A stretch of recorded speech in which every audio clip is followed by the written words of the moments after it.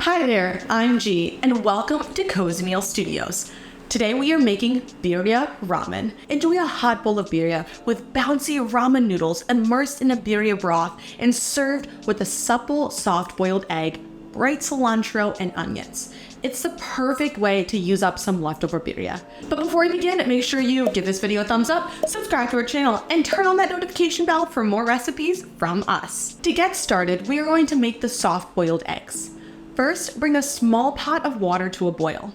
Then use a slotted spoon to gently place the eggs into the water.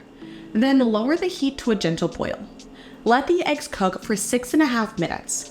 Then transfer the eggs to an ice bath. Allow them to cool for 2 minutes. Next, bring a pot of water to a boil and cook the ramen noodles according to the package instructions. If you don't have ramen, somen or thin udon noodles can be substituted. Then place the birria broth in a pot and bring it to a gentle simmer. Once your ramen is done cooking, drain the noodles and divide the cooked noodles into 2 bowls. Divide the hot birria broth between the 2 bowls and add half a cup of shredded birria on top of the ramen. Slice each soft-boiled egg in half and place it in the bowl. Top the birria ramen with thinly sliced radish, finely diced white onion, and scallions. If you want a crispy, crunchy topping, try topping the birria ramen with crushed pork rinds. And all that's left to do is garnish with lime wedges and enjoy.